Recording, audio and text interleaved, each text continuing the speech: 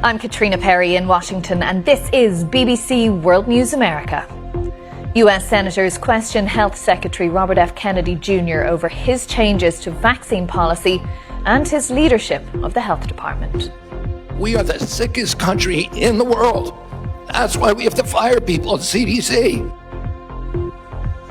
Volodymyr Zelensky meets European leaders in Paris, with many allies committing to deploy troops to Ukraine if a ceasefire with Russia is agreed. And we look back at the life of Italian fashion designer Giorgio Armani, who has died at the age of 91.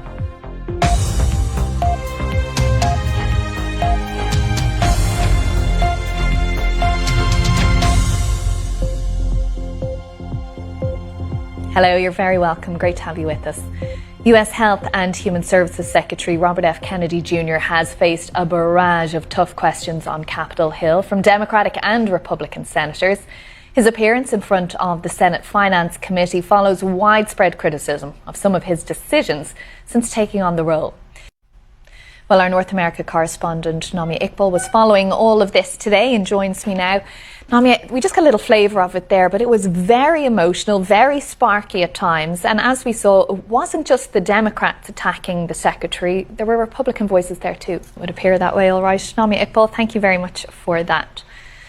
Well, let's stay with this topic now and that hearing today. We can speak now to someone who is very familiar with the workings of the CDC, Dr. Tom Frieden. He was a former director of the CDC under President Obama and now President and CEO of the global health organisation Resolve to Save Lives. Thanks indeed for joining us here on BBC News.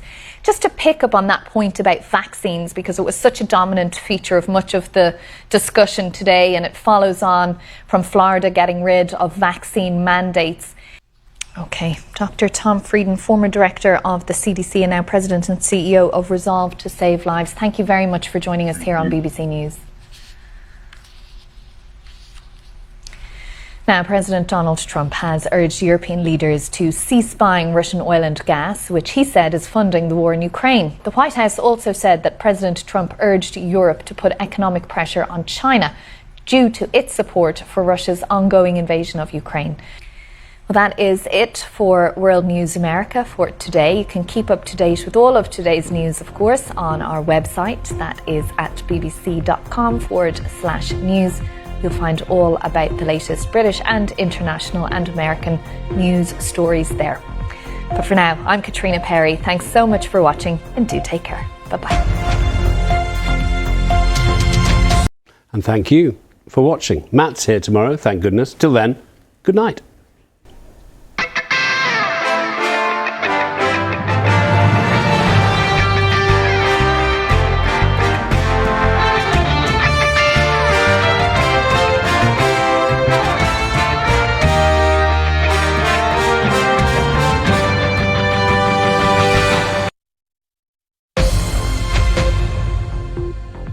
I'm Clare Richardson in Washington. This is BBC World News America.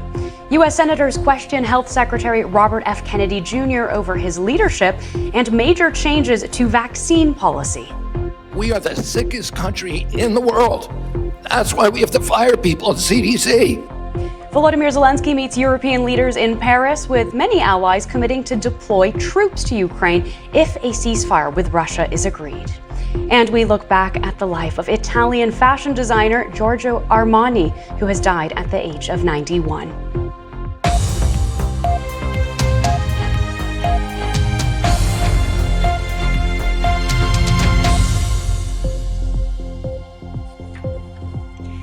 U.S. Health and Human Services Secretary Robert F. Kennedy Jr. faced a heavy grilling today by Democratic senators and a few Republicans. Thursday's hearing before the Senate Finance Committee comes after months of controversy about a number of his decisions. Around the world and across the UK, this is BBC News. You're live with BBC News. Well, Portugal is observing a day of mourning after one of Lisbon's famous funiculars derailed and crashed, killing 16 people and injuring dozens more. The Gloria funicular veered off its tracks and crashed into a building near the heart of the Portuguese capital on Wednesday.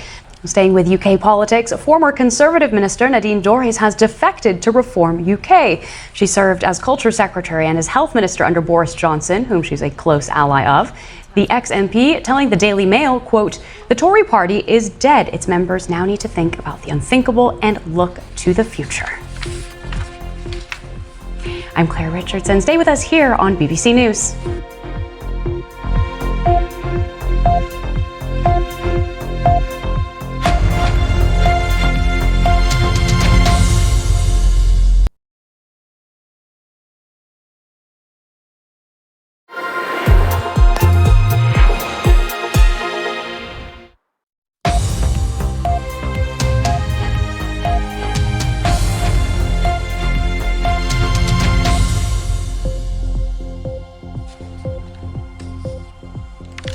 Welcome back to BBC.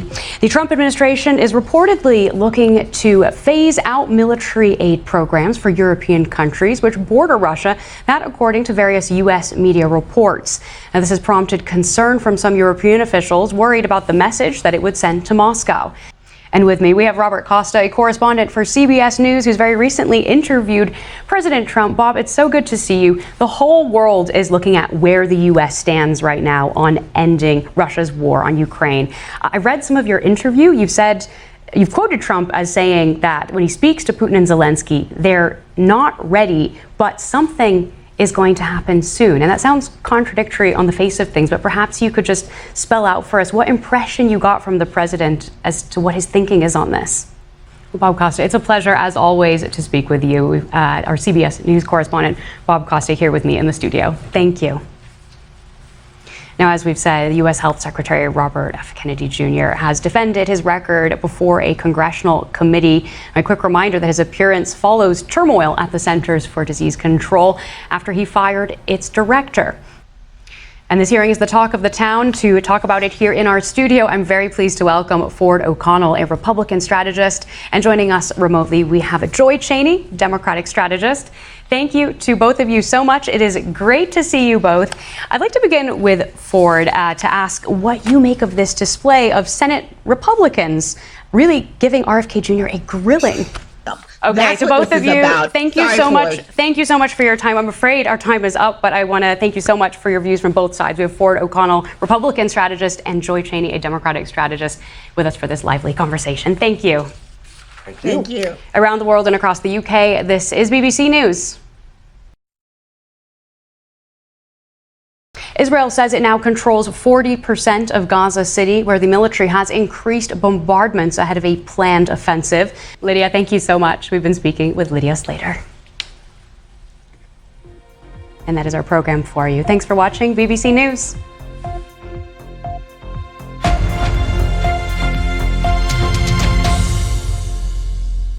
Hello there. We had some more thundery downpours earlier today.